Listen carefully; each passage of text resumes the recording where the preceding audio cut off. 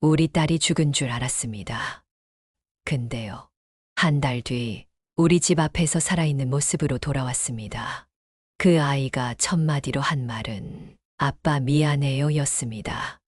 그리고 진짜 충격은 그 뒤였습니다. 이 이야기 들으시면 믿기 어려우실 겁니다. 저도요. 지금도 가끔 이게 정말 내 인생이었나 싶습니다. 근데 이게 현실이었습니다.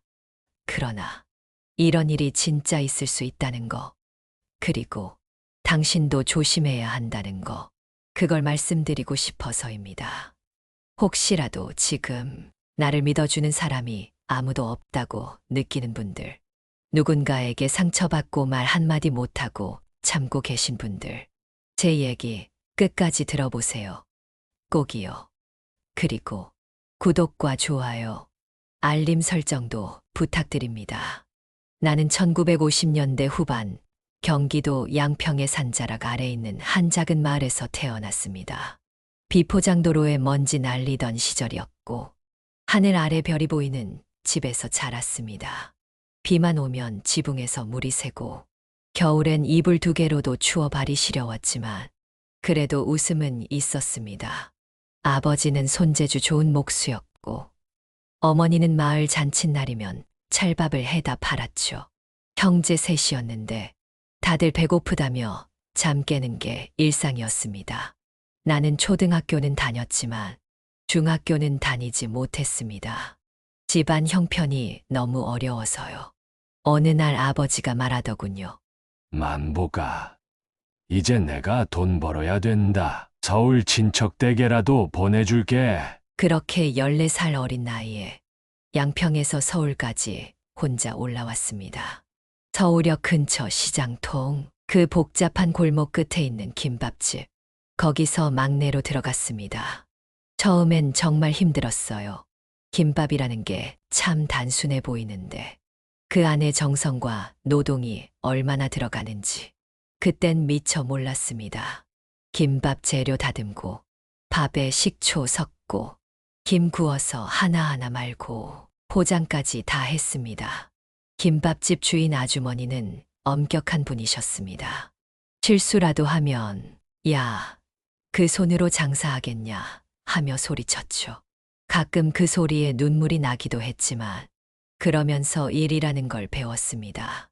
그렇게 5년을 일하다 20살 되던 해 조금 모아둔 돈으로 서울 변두리에서 자취방 하나 얻고 작은 포장마차를 열었습니다.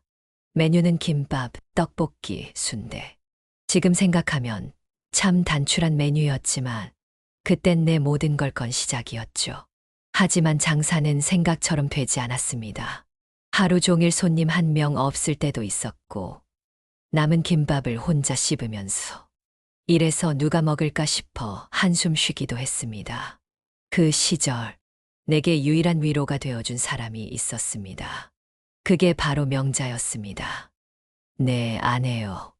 영자는 내 포장마차 옆에서 순댓국을 팔던 아가씨였습니다.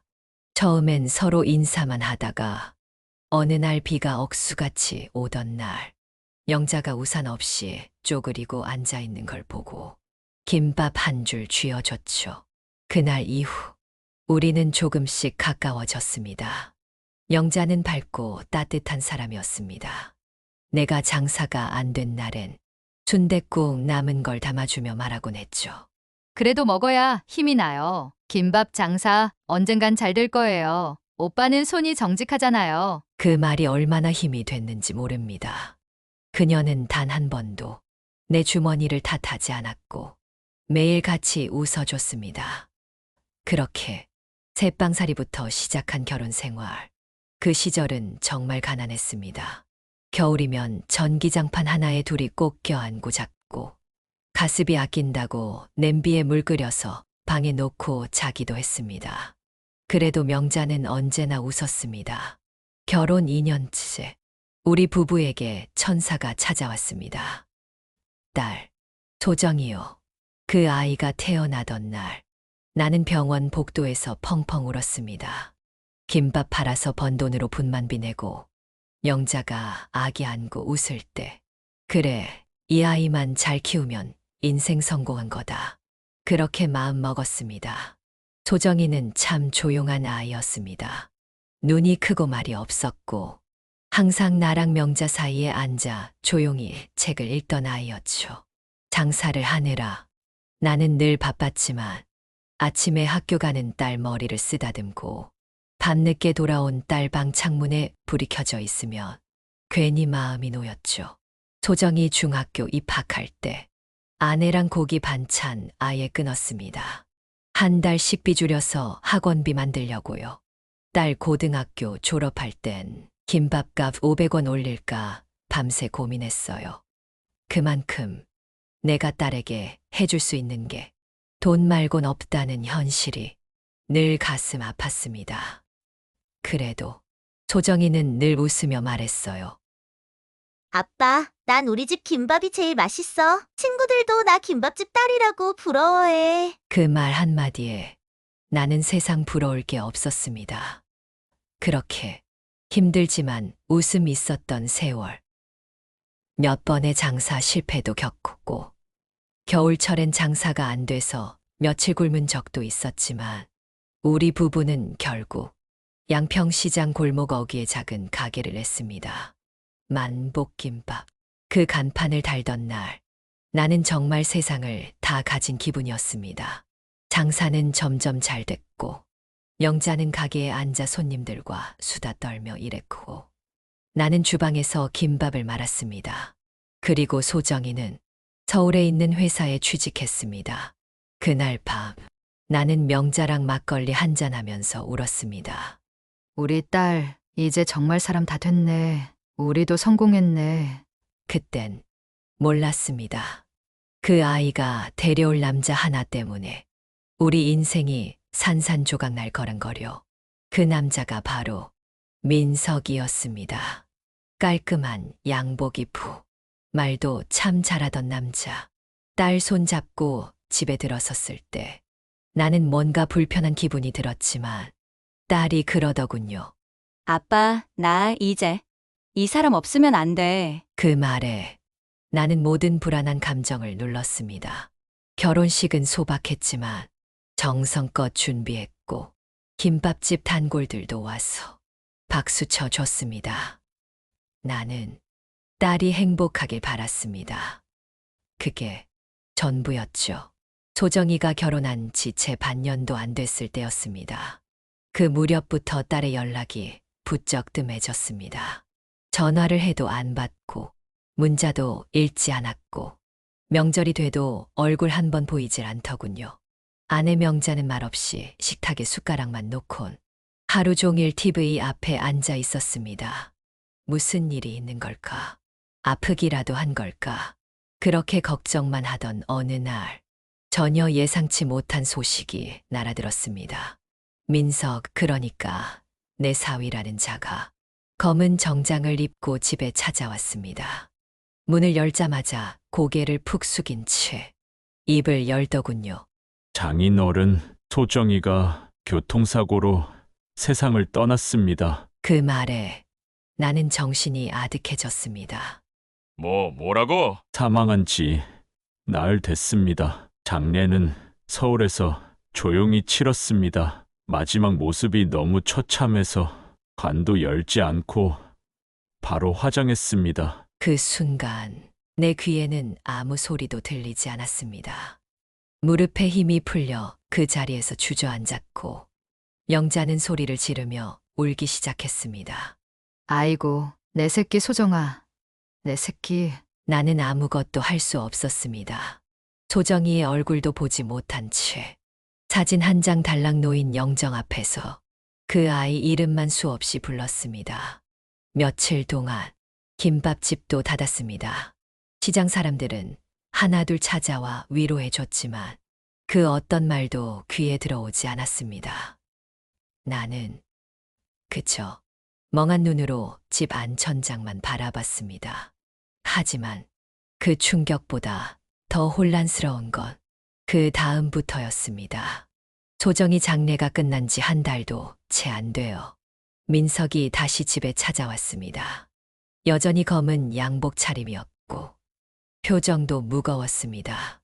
장인어른, 장모님, 소정이가 생전에 유산을 남겼습니다. 보험금, 적금, 위로금 합쳐서 1억 2천 정도 됩니다. 그 돈 두 분 앞으로 보내드릴게요. 그 말을 듣고 영자는 그 자리에서 눈물을 쏟았습니다. 우리 소정이가 그런 걸 남기고 갔어. 나는 말없이 고개만 끄덕였습니다. 그 순간만큼은 그래도 이사위란 사람이 딸 잃은 부모 생각은 하는구나 싶었습니다. 하지만 그 말 끝에 민석은 뜻밖의 제안을 했습니다. 요즘 보이스피싱, 금융사기 심합니다. 어르신들 명의로 된 집이나 통장은 위험해요. 제가 다 관리해 드릴게요. 믿고 맡기세요. 제가 가족이잖아요. 그 말을 듣는 순간 등골이 서늘했습니다. 소정이가 죽은 지 얼마 됐다고 벌써 재산 얘기를 꺼내는 그 모습이 너무 낯설었습니다. 그날 이후 민석은 자주 집에 찾아왔습니다. 영자 앞에선 살가운 척 어머니, 식사는 하셨어요. 하며 밥상도 차리고 김밥집 앞까지 나와 무거운 거 들지 마세요. 하며 쇼핑백도 들어줬습니다. 하지만 나는 그 사람의 눈을 보면서 느꼈습니다. 그 눈빛은 가족을 바라보는 눈이 아니었습니다. 계산하고 따지고 노리는 사람의 눈빛이었습니다. 그리고 얼마 지나지 않아 첫 번째 충격 사건이 벌어졌습니다. 어느 평일 오후 김밥집에서 일하고 있던 내게 경찰서에서 전화가 왔습니다. 김만복 씨 맞으시죠? 오늘 집에 이상한 일 없었습니까? 현관문이 열린 채 발견됐다는 신고가 접수됐습니다. 나는 가게 문을 닫고 허겁지겁 집으로 달려갔습니다. 대문이 벌어져 있었고 안으로 들어서니 서랍장은 열려 있고 문서들이 어지럽게 널브러져 있었습니다.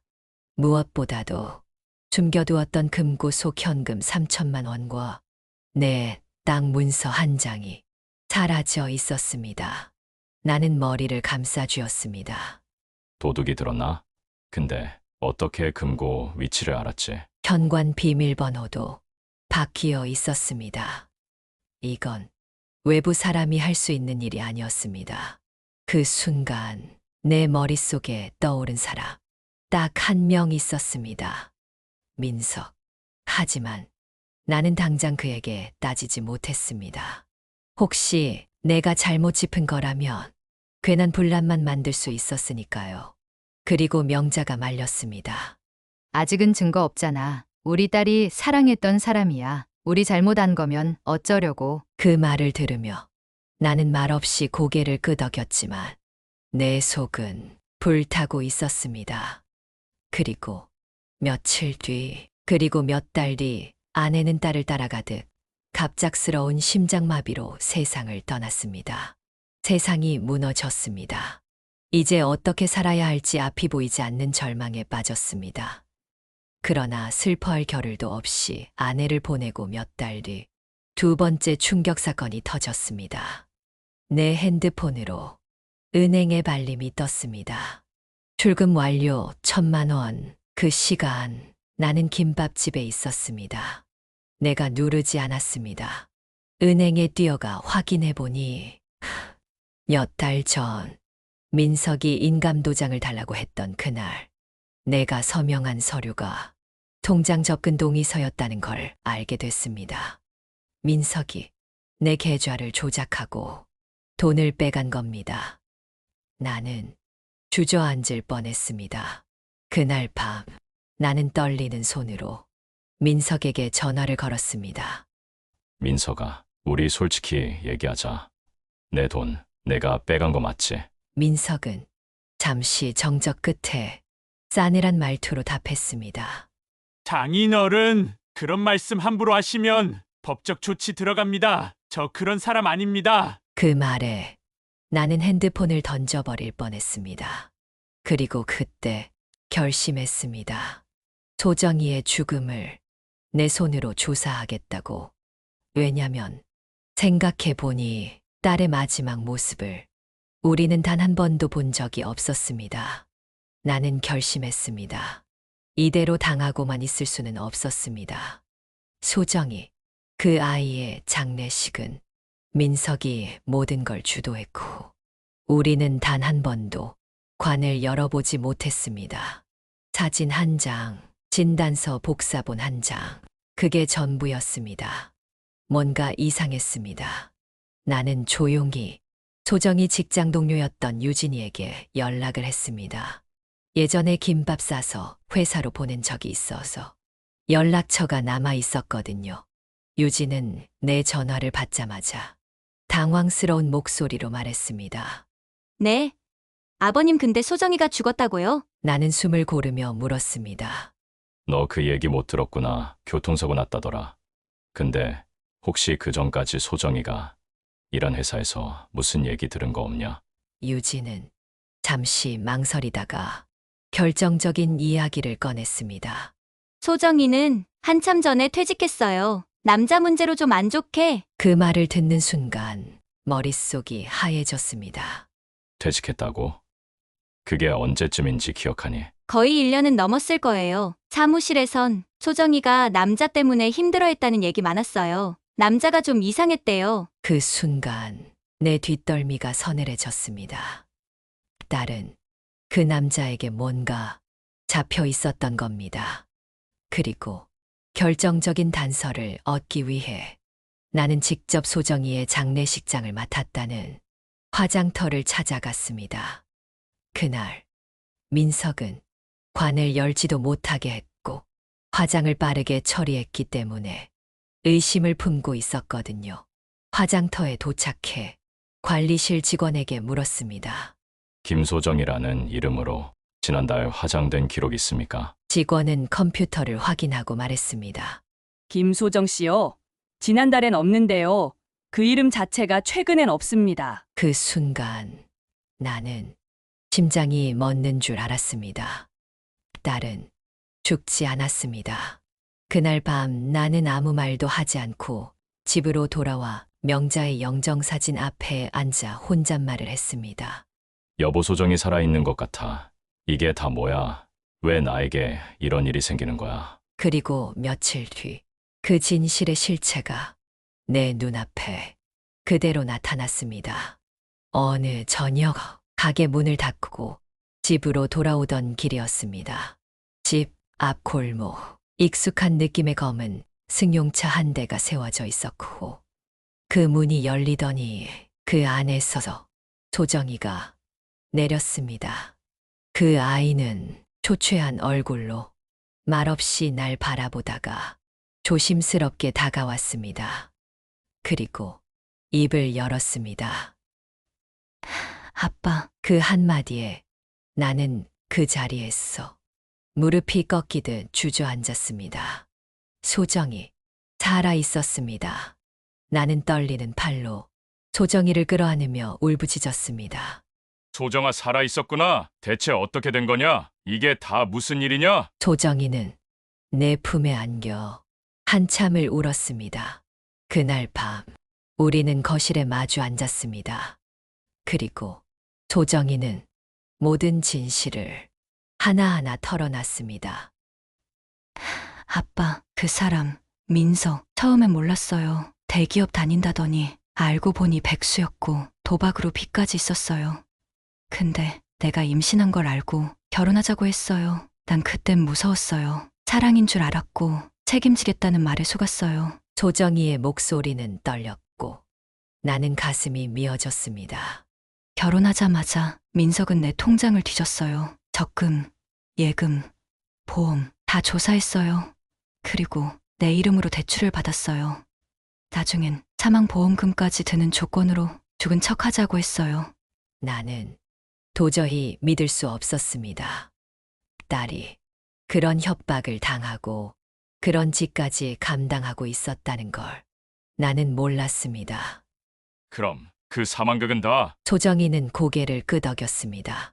모든 게 연극이었어요. 그 사람이 시킨 대로 휴대폰 해지하고 SNS 다 지우고 직장도 끊고 어디론가 끌려가 숨어 지냈어요. 세 번째 충격 사건이었습니다.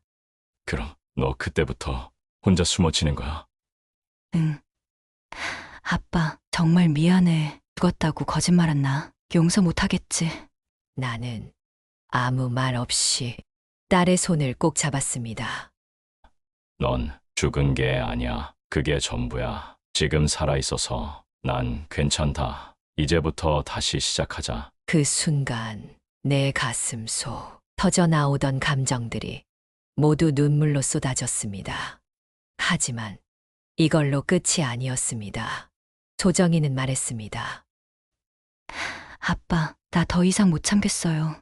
민석, 지금 다른 여자랑 살고 있어요. 뭐라고? 그 여자가 진짜 아내래요. 결혼식은 허울 뿐이었어요. 그 말에 나는 그대로 숨이 턱 막혔습니다. 우리가 믿었던 결혼, 그 딸의 가정, 모든 게 거짓이었습니다. 그날 밤 나는 잠을 이루지 못했습니다. 딸은 살아 있었고, 하지만 이미 그 아이의 인생은 산산조각 나 있었습니다. 거울 앞에 앉은 딸의 모습은 그토록 해맑던 소정이가 아니었습니다. 눈 밑은 퀭했고 말할 때마다 목소리가 떨렸습니다. 세상이 그 아이를 무너뜨렸다는 걸 나는 한눈에 알아볼 수 있었습니다. 소정아, 지금부터 아빠랑 같이 움직이자. 다시 그놈을 용서하지 않을 거다. 이건 복수가 아니라 정의야. 딸은 망설이다. 내 눈을 보고 고개를 끄덕였습니다. 그날부터 나는 김밥집을 닫았습니다. 평생 해온 일을 단숨에 내려놨습니다. 그리고 집안 가득 쌓인 서류와 문자 내역, 민석이 내게 들고 오게 했던 위임장, 내 통장에서 빠져나간 돈 흐름, 딸이 사망했다는 위장 신고 정황, 모든 걸 하나하나 모았습니다. 딸은 심리 상담과 병원 치료를 받으며 정신적으로 회복해 나갔고, 나는 변호사를 찾아갔습니다.